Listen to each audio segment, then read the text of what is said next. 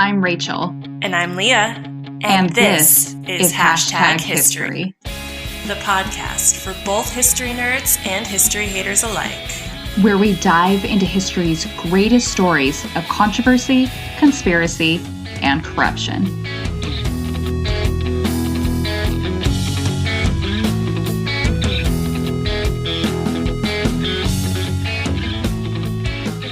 Welcome to Hashtag History, episode 18. I'm Rachel. And I'm Leah. And we are thrilled to announce that Kelly Boyles, the owner of Milk House Shakes in Old Sacramento, will be joining us again next week for our very special season-ending 2-part episode on... Well, it's a secret for now. But it is going to be good, and if you just wait until the end of this episode, we might give you a couple hints as to what it's going to be. And by might, we are going yes. to. For those of you who haven't listened to every episode of our podcast, firstly, how dare you? Secondly, Kelly helped us close out season 1 by co-hosting the episode on the Teapot Dome scandal, and we love her for it. Yes. I don't know why she's agreed to keep doing this with us. I know. But she is amazing. Yes, she is. We're so excited to have her back on. Yeah. So you guys already know what this episode is about because obviously you can see the episode title. And the reason why we're covering this topic this week is because we know that everyone knows about the JFK assassination. Everyone knows about it. I don't know anyone that doesn't know about it. And I think a lot of people also know about John F. Kennedy's brother's assassination as well, the assassination of Robert F. Kennedy.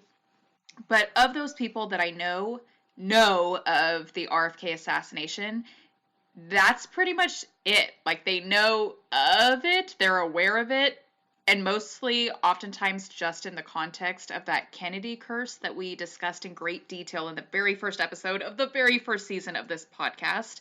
Mm-hmm. But what do people really, truly know about the RFK assassination?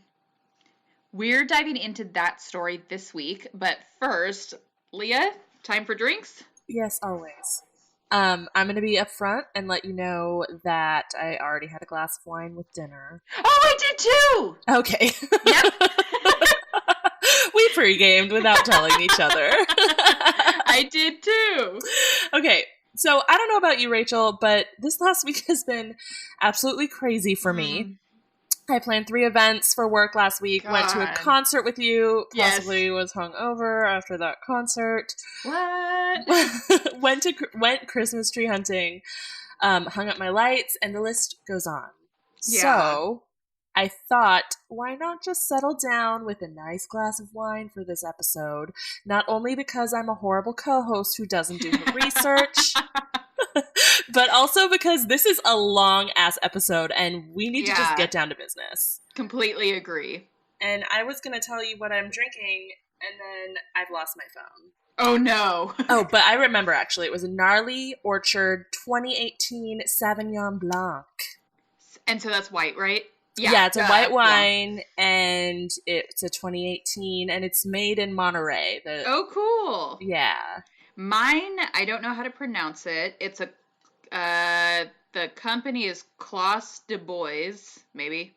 And it's a Pinot Grigio, so it's also white. Oh, yeah, it's a sweet white. I love it. Yes, it is, and it's very delicious. This is the same bottle that I had for dinner as well, and I enjoyed it very much over dinner. I like on the back of the label, it says, pair this with your favorite Asian or shellfish dish, which I had pork chops with rice for dinner. So. Not quite. Not quite. But actually, I feel like I have read somewhere that white wine goes well with like pork and pork chops and stuff. Really? Yeah. Okay. Well, I could be wrong. I'm already feeling a step above fancy because typically any wine that I buy is like bottom shelf under $10. And $2 Chuck? This one was $12. So. Oh, wow. Yeah. So this is maybe the most expensive wine I've ever bought. Yeah. I don't remember how much mine was, but it probably was somewhere between that. Yeah. Quick fact, just because I wanted to throw one fact in there for you, okay? Yeah. It's related to RFK and alcohol. Woohoo! Okay. Yeah. So, according to Evan Thomas's book, Robert Kennedy, His Life, shortly after his 21st birthday, Kennedy celebrated by buying his first beer. Soon he was buying rounds for everyone in the bar. Some of the patrons began singing happy birthday to someone else, and Kennedy, inebriated for the first time in his life, Oh. that's probably not true, became enraged at their ingratitude. He smashed a beer bottle over one man's head and refused entreaties by Kenneth O'Donnell to apologize. Oh my god. So I feel like I've also heard it before that he had a little bit of a temper. I'm about to refute that. Okay, no, that's totally fine. Totally fine. So actually, as with last week's episode, you're leading perfectly into the next portion of the episode. Gosh, I'm just setting it up for you. I love it. Yeah, because I actually am going to talk a lot about his personality. Okay. So but before we do, let's take a drink. Yes. Oh, I've been drinking. Oh, my bad. Okay. I thought this one we could cheat, so I've been drinking this whole time. I love it. I should have brought the bottle in so I could just keep pouring myself some. I will have to because I'm already down to maybe the last 3 swallows. Oh, wow. Yeah. Mm-hmm. So good. Okay, so let's start this episode with a picture of Robert Francis, yes, his middle name was Francis, Kennedy, or as he was often called, Bobby. And I chose a really cute picture of him for you to check out, Leah. Okay. I actually already looked at it. It's really cute. It's a picture of him like sitting on top of a desk or something. Like, it's just super cute. I don't know what else to say about it. And of course he's a Kennedy, so he's super attractive. Yes. He's probably like in his mid 30s maybe. Yeah. And he's just looking super cute, kind of playful and fun. Yeah, that's why I chose that one. I thought it was a really cute picture. Yeah. Okay, so let's talk about Bobby Kennedy a bit before we get into the actual assassination. And just a heads up that I plan on referring to him as Bobby throughout this whole episode. I don't mean that with any disrespect whatsoever, but we already have 2 episodes about one Kennedy brother, and we may or may not have a couple of episodes about another Kennedy brother coming up very, very soon. So I just want to make sure for clarity purposes that there is clear differentiation between all of them. So when I talk about Robert Kennedy or RFK, I will most likely be sticking to calling him Bobby. Love it. Speaking of those episodes about another Kennedy brother, if you guys have listened to the very first episode we ever did for this podcast, which, like Leah said, how dare you if you haven't? That first episode was about Chappaquiddick, and some of what I'm about to say is going to sound like a repeat when discussing the Kennedy family if you did listen to that episode. Bobby was born on November 20th, 1925 as number 7 of 9 children to Joseph P. Kennedy Sr. and Rose Kennedy. We talked about Joseph P. Kennedy Sr. in that Chappaquiddick episode, particularly how he was not an easy dad. He had really high expectations for his children, especially his sons, hoping they would follow in his successes in the business and political realms. Bobby, in particular, was considered to be the runt of the family. That was his father that called him that. Nice. Yeah, his father didn't like that Bobby had a sweet demeanor. He was real gentle, and he showed a lot of generosity to others because, those are all really awful things to be. Terrible. His dad felt that all of those things made him too soft. Bobby, therefore, didn't have a particularly close relationship with his father throughout his life. Instead, he tended to bond with his mother, who loved the softness that Bobby had that his other brothers did not. He always strove to please both of his parents, though, oftentimes taking a more firm or intense demeanor to impress his father. One particular story I like about Bobby attempting to impress his parents is this story about how he took a newspaper route as a kid. His parents were super impressed with him, taking the initiative and being so hardworking. until they found out that it was the family chauffeur that was actually driving Bobby around in a Rolls Royce from house to house as he made his newspaper deliveries. That's a different world. Yeah, it's a completely different world. Oh, man. Kind of similar to Ted Kennedy, like we discussed in episodes 1 and 2. Bobby was not the best student, with most of his teachers considering him to be average or mediocre at best. Because of the family's constant moving around, he attended a dozen different schools as a kid and ended up failing the 3rd grade and having to repeat it. As a kid, he became super interested in American history and actually decorated his room with pictures of US presidents, which may or may not sound very familiar to myself in high school because, yes, I did have pictures of US presidents on my wall in high school. I had magazine cutouts of any attractive actor and Well, I had musician. And I generally hung that kind of stuff on my ceiling instead Yes. of my walls so I could stare up at them while I was laying in bed. Well, see, I did the same. I had like Joe Jonas above my head, and then right next Nick, to him. Yes. Okay. But I'd already had this debate. We've had this debate. But I'd have Joe Jonas, and then like right next to him may or may not have been like George Washington.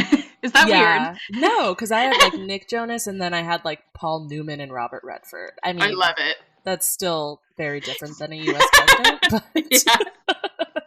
They were still within the last 100 years. Right. So Kennedy went on to Milton Academy. He served 2 years in the Naval Reserve, went on to Harvard, and then later to the University of Virginia for his law degree, where he graduated and was admitted to the bar in 1951. Something neat about Bobby is that despite him being a pretty small guy at 5'10 and 155 pounds, he was actually on the varsity football team at Harvard and did really well for himself, tackling guys that were nearly twice his size and even playing a game on a broken leg. Wow, Bobby. Right. Something that's also neat, although that's a weird word to use for it, is that Bobby got married shortly before graduating from law school to a woman named Ethel, who was the younger sister of his ex-girlfriend. That's not uncommon. No, not at all.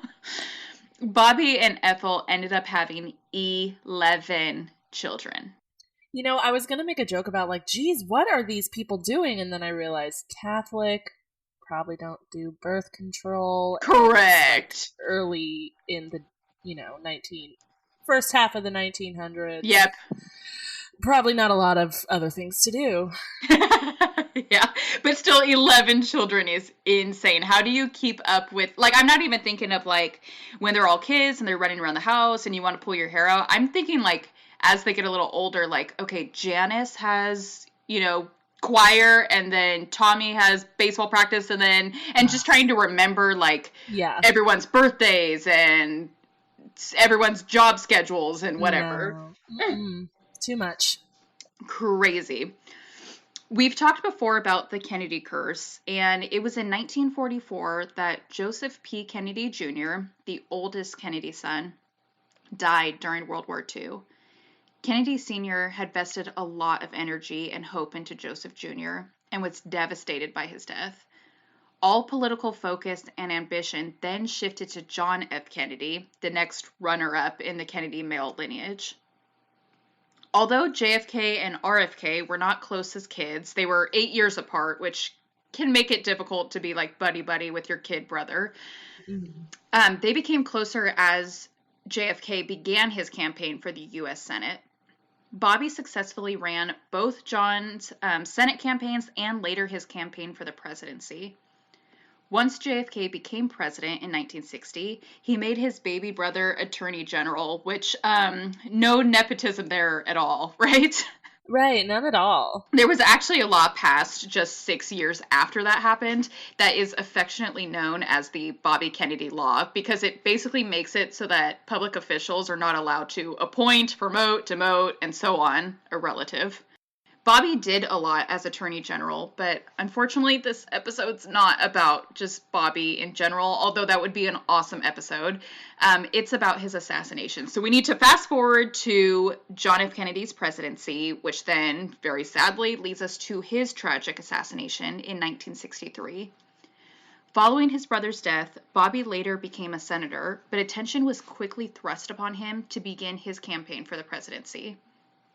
Bobby's presidential campaign wasn't doing particularly well, that is, until April 4th, 1968, which, if April 4th, 1968 sounds familiar to anyone, that is because that was the day that Martin Luther King Jr. was assassinated. Bobby gave an impromptu, unplanned speech in Indianapolis after learning of the assassination. This speech really propelled him in his campaign, and it was actually the first time he ever spoke publicly about his brother's assassination. He spoke of blacks and whites coming together to fight against injustice rather than to fight with revenge. We have a small 3-minute clip of that speech here for you guys to listen to. For those of you who are black and are tempted to be filled with hatred and mistrust of the injustice of such an act against all white people, I would only say that I can also feel in my own heart the same kind of feeling.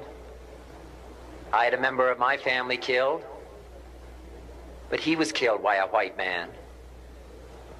But we have to make an effort in the United States. We have to make an effort to understand, to get beyond or go beyond these rather difficult times. My favorite poet was Aeschylus, and he once wrote, "Even in our sleep, pain which cannot forget falls drop by drop upon the heart, until in our own despair, against our will, comes wisdom through the awful grace of God." What we need in the United States is not division. What we need in the United States is not hatred. What we need in the United States is not violence and lawlessness, but is love and wisdom and compassion toward one another, feeling of justice toward those who still suffer within our country, whether they be white or whether they be black.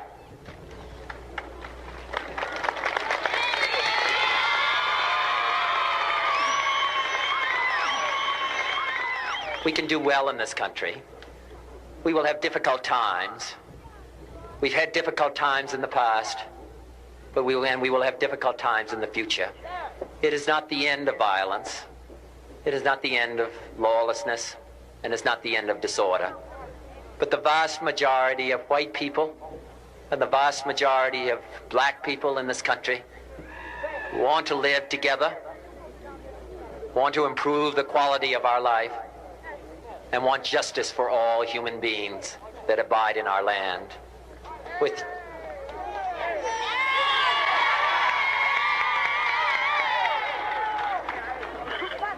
And what dedicate ourselves to what the Greeks wrote so many years ago, to tame the savageness of man and make gentle the life of this world.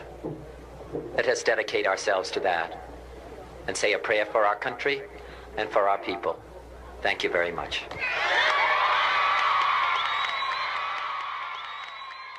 Keep in mind that that's only a small piece of his speech.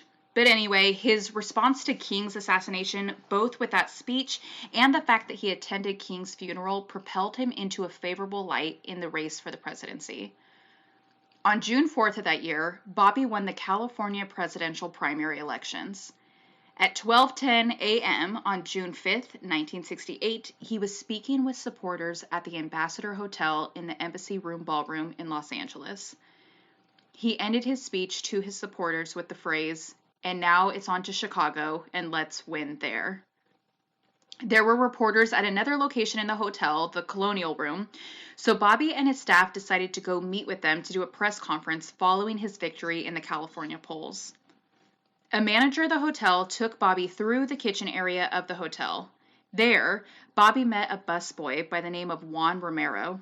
It was as he was shaking hands with Romero that another man by the name of Sirhan appeared, rushing towards Bobby, firing 8 times and hitting him with 3 of those shots. He was firing from a .22 long rifle caliber revolver. This was at approximately 12:15 a.m.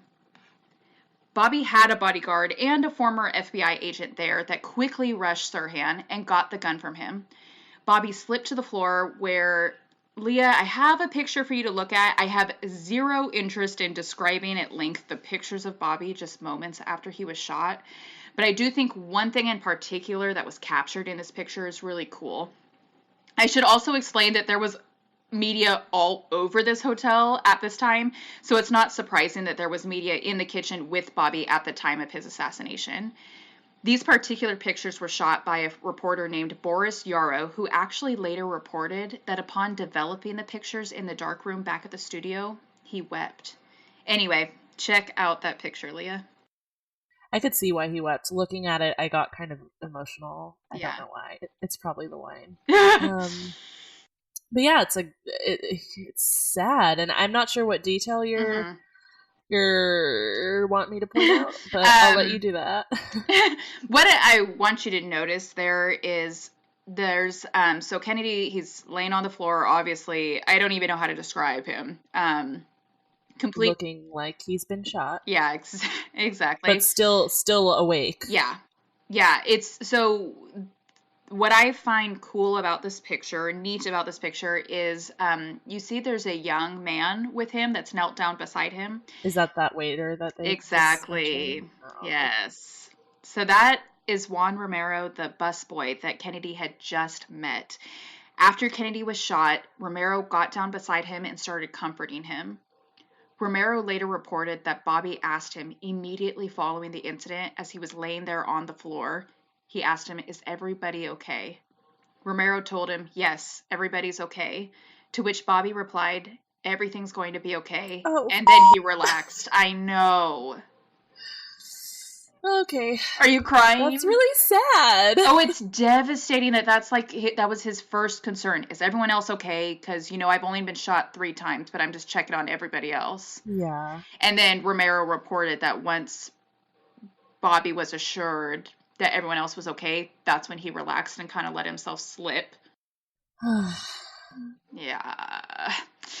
There had been a total of 8 shots fired. Like I said earlier, Bobby had been hit in the head once and twice in the upper body. Both of those latter bullets piercing through his right armpit area, with one coming through his chest and the other coming through his neck. The remaining 5 shots hit 5 other people in the room, but thankfully, none of those injuries were fatal. There were so many people at the hotel in support of Bobby in relation to his presidential campaign that there were actually a handful of doctors there as well, including a trauma surgeon. It took an ambulance 17 minutes to reach Bobby, but he was being treated at the hotel in the meantime. He was in and out of consciousness at this time. It appeared as though he still had some ability, like motor abilities for his limbs, but he was mentally coming in and out. One of those many people that were at the hotel that night was his wife, Ethel, who was 3 months pregnant. She was able to get in to see him and kneel beside him before he was transported to the hospital. By 12:32 a.m., Bobby was lifted up onto a stretcher to be transported to the Central Receiving Hospital. As he was being lifted up, Bobby said, "Don't lift me," and those were the last words he ever spoke. Once arriving at the Central Receiving Hospital, medical personnel there did everything they could for him before realizing that he should have been transported to the Good Samaritan Hospital in the first place. It's said that those that transported Bobby were not aware of the extent of his injuries when they initially took him to the Central Receiving Hospital. Had they known, they would have taken him straight away to the much more equipped Good Samaritan Hospital. The Good Samaritan was only 2 blocks away, but still, there is the question about whether this delay in Bobby receiving appropriate treatment could have saved his life. Most argue that it didn't make a difference, though. Once he reached the ICU at the Good Samaritan, that's when he was finally undressed and doctors discovered the other 2 bullet wounds to his body. By 2:45 a.m., he received a craniotomy, which is pretty much exactly what it sounds like. They opened up his skull and spent nearly 4 hours removing bullet fragments and bone from his brain. A lot of the research that I did reported that although this was 50 years ago and they did not have the same kind of CT scanning capabilities that we have today, the surgery they performed and the procedures that they took very much mirror what a surgeon would have done had this incident happened in 2019. Bobby did regain some mobility in his body, but he obviously never fully recovered. Within hours, the swelling of his brain got to a point where he stopped breathing. At 1:44 a.m. on June 6, 1968, he was pronounced dead. Now, let's get back to who this Sirhan guy is. I've uploaded a picture of him, Leah, not necessarily for you to describe, because I know it's difficult to just describe what someone's face looks like, but just simply so you and our listeners can get a visual as I talk about him. Yeah, I was curious, like, what kind of guy has two names that are the same, and now I know it's this guy. And there he is. Yeah. So we'll upload that picture so you guys can see it too. And as always, we upload that picture the same day that the episode's released, because I've heard from some people that they like to look at the pictures kind of as they're listening to the episode. So hopefully that gives you guys a visual of Sirhan squared. Please call him that from now on. At the time of the shooting, Sirhan was only 24 years old. He was born in Jerusalem, a Palestinian Arab who stated that he grew to hate Bobby Kennedy after learning of his support for Israel. Which, quick additional history lesson here, Israelites and Arabs were at major odds at this time. In fact, still to this day, still. Only 1 year prior to this incident, there had been a war between them known as the 6-Day War, which resulted in a victory for Israel. Which, as I'm sure you can imagine, did not sit well with the Arabs. I have an excerpt from Sirhan's diary for you to read, Leah. This excerpt is pulled from an entry he made on May 19th, 1968, and was located when police did a search of his home following the assassination. Okay. Trying to get in the zone here. My determination to eliminate RFK. I wonder if he actually did write RFK. Probably, he did. Right? Yeah, okay. He did. My determination to eliminate RFK is becoming more and more of an unshakable obsession. RFK must die. RFK must be killed. Robert F. Kennedy must be assassinated. He must be assassinated before the 5th of June, 68. So why exactly was that date so specific? There's speculation that perhaps this particular date was so important to Sirhan because June 5th, 1968 marked the first anniversary of that 6-Day War that I just talked about. When Sirhan was apprehended, they literally found in his pocket a newspaper clipping regarding Bobby Kennedy's support of Israel. In addition to that evidence, there were so many eyewitnesses to the crime that you would think conspiracy theories couldn't possibly exist. But alas, we know American politics, and we know anything related to the Kennedy family always comes with a list of conspiracies. Some of the foundation for the theory that Sirhan could not have committed this crime, at least not on his own, comes from Sirhan himself. We have another audio clip here for you guys to listen to, and I mean, you tell me if it makes any sense at all to you. I started searching for coffee. That was all what I wanted to do. And I found some. In the kitchen area? But where, I don't remember, sir. In a kitchen-type room? I don't remember where I saw it, but I remember getting the cup. It was a shining... Large urn? Urn. And there was a girl there. No, I don't remember much what happened after that. You don't remember? I don't remember. Do you remember anything? Other than the choking and the commotion. I don't remember that. On May 18th of last year, you were sitting and writing in your room. They are the writings of a maniac, sir. They're the writings of Sirhan. Yes, sir, but they're not the writings of me now, sir. I'm not mentally ill, sir, but I'm not perfect either. So any thoughts, Leah? So he's claiming insanity, which, yeah, I would agree with that. But I don't know. He seems kind of creepily happy. Yeah. I don't know. I don't have much else to say. I get a creepy vibe from him, that's for sure.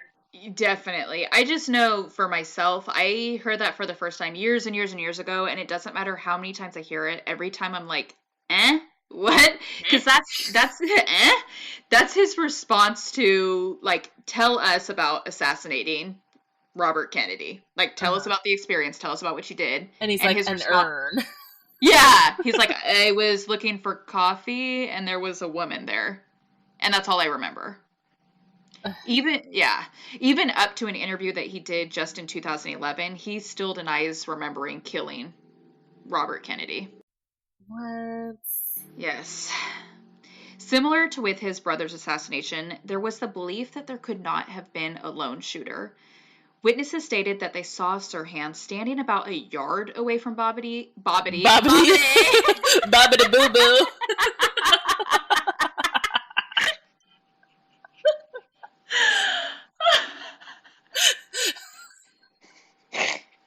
Bobbity. I don't know where that came from. Ooh, let's try that again. Okay. Maybe that one glass of wine with pork chops was not helping. So, witnesses stated that they saw Sirhan standing about a yard away from Bobby when he shot at him, but the fatal shot, the one in Bobby's head, could only have been delivered from about an inch away based on medical findings. So there's the theory that there has to have been a second gunman that delivered that fatal shot.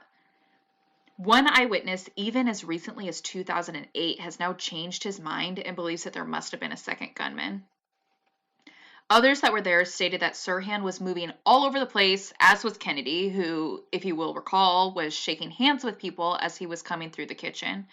So it's possible that the direction that his head was turned as he was shaking hands and Sirhan's erratic mobility could lead to their proximity to one another. And I just wanted to point out that it's stupid that, like, frickin' 50 years later, someone's like, oh, actually, I remember differently. When, like, science shows our memory is sorry. Yes. But, like, our memories are just memories of other memories of memories that we had once. Yeah. So you can't tell me that 50 years later you think your memory is legit. Right. Any better than it was way back then. Right. Yeah.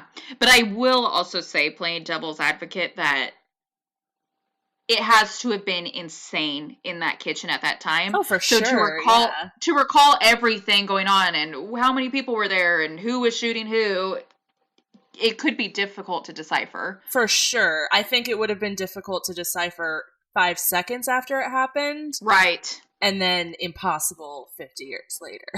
Absolutely. The other thing that leads to a lot of speculation is the number of bullets shot. As stated earlier, there were a total of 8 shots made from Sirhan's gun. We know that Sirhan had a .22 caliber revolver, which there is so much that can be said about the actual revolver and how he gained possession of it, but this episode would turn into a 2-hour episode if I went into all of that. Anyway, we're confident that this is the gun he used. And this gun only had 8 rounds in it. It could not physically shoot more than 8 rounds without being reloaded, and all eyewitnesses confirm that there was no way Sirhan had the opportunity to reload. We also know that of the 8 shots fired, 2 stayed in Bobby's body. All 5 that hit other parties stayed in their bodies, which leaves, math equation everybody, only 1 bullet to be found somewhere in that room. So then why did the LAPD find 3 bullet holes in the ceiling and 2 more bullet holes in the door frame? Ooh. Yes, and there are pictures of these bullet holes. So how exactly can a gun that can only shoot 8 bullets leave the marks of 13 total bullets? There is actually an audio recording referred to as the Presidency recording, named after reporter Stanislaw Presidency, who was there that night and recorded it all. In this recording, you can hear a total of, get this, 13 shots. This recording also determined that the space of time between each shot was too short for each of those shots to have come from one gun. This recording will always be a point of controversy, though, as other forensic experts very much disagree with this opinion and believe that you can indeed only hear 8 shots. I desperately wish we could play a piece of the audio here, but the quality is horrific. So I just encourage you all to Google it and see what you can make out of it and let us know what you think. 8 shots, 13 shots. It's called the presidency recording, and that's spelled PruszyNski. I bet you that guy's Polish. Yeah, you think? Go check it out on YouTube, though. I've listened to it myself probably a dozen times, and half the time I think there's 13 shots. The other half the time I think there's 8 shots. I guess my percentages aren't great here because then there's like another 20% of me that can't hear anything at all. So I haven't listened to it. I'm going to as soon as we're done here. But my guess is going to be if it happened in a kitchen, that means there's a lot of hard surfaces. Right. And I'm not saying there weren't more than 8. There definitely could have been. I'm just saying there could also have been echoes. Absolutely. Absolutely. I completely agree. And of course, this could not be a Kennedy assassination without theories of the CIA being involved, right? Right. Shane O'Sullivan, a filmmaker, produced a film that came out in 2006 stating that he had evidence that there were 3 CIA... Holy cow, why am I tripping? I'm not really feeling drunk. Wine is interesting. It is. It's so interesting. Wine drunk is just a different beast. Okay. It really is. Can't be explained. Stating that he had evidence that there were 3 CIA agents that had been involved in the assassination, and this can be proven by the number of photo and video evidence of these 3 men at the Ambassador Hotel that night.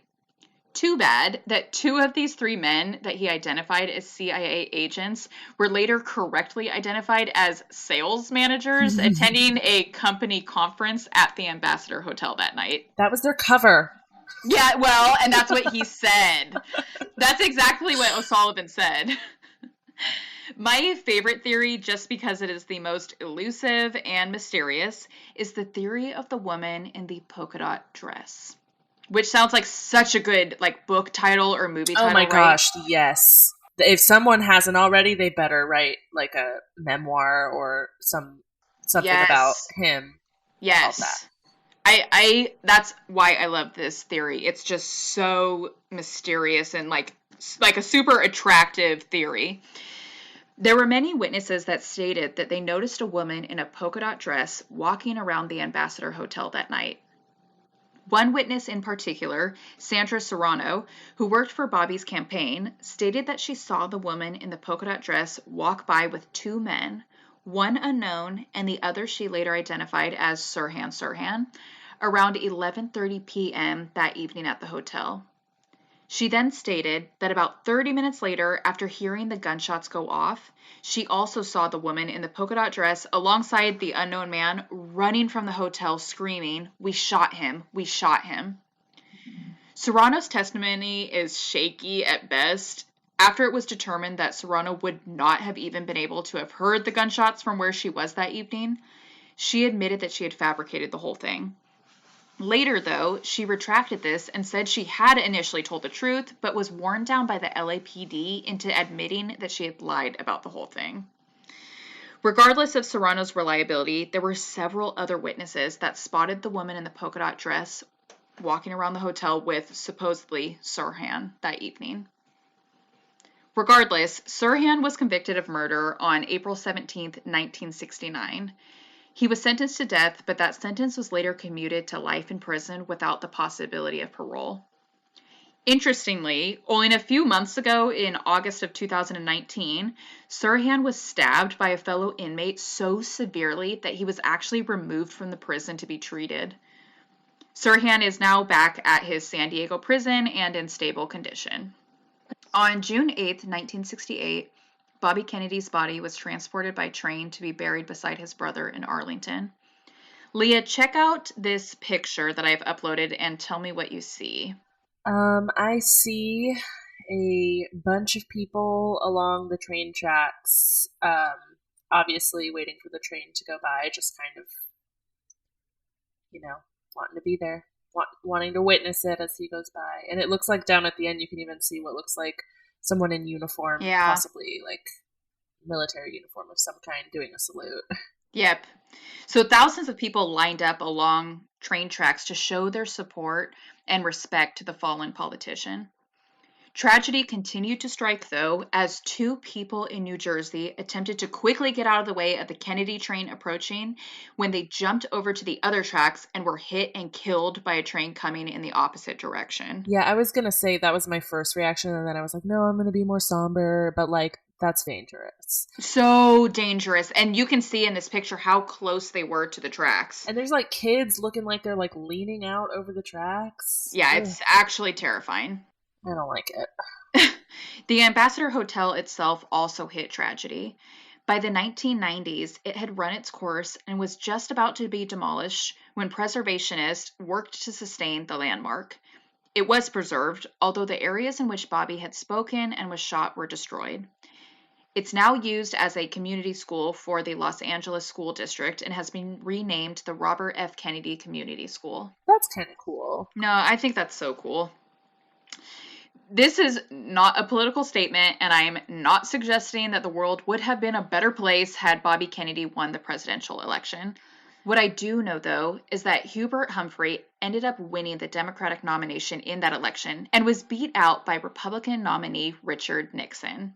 Oh. Yeah, I highly doubt anyone needs the reminder that only 4 years later, Nixon would resign from office on account of the Watergate scandal. I wish that my husband was here right now because he does a really funny impersonation of Nick. When he says, I can't say it, I'm not a crook, that whole thing? Yeah, but I think it's actually for Futurama. There's like a specific thing that he always says when he's pretending to be Nixon. Got it.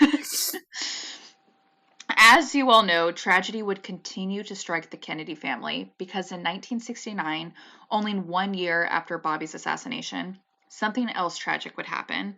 Something that you're going to have to listen to episode 1 and 2 of season 1 if you want to find out. If you haven't already. If you haven't.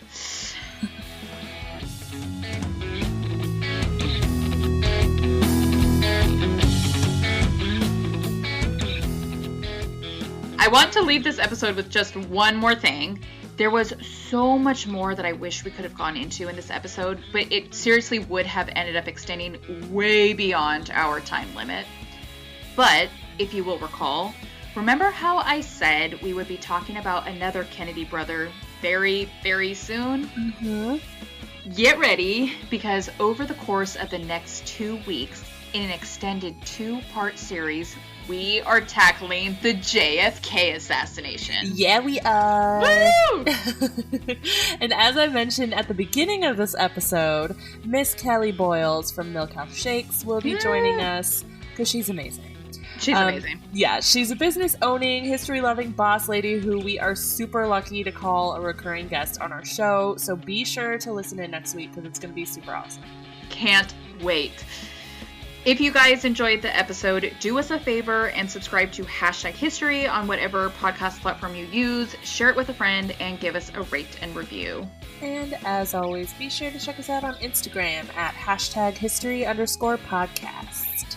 Thank you. Bye-bye. Bye.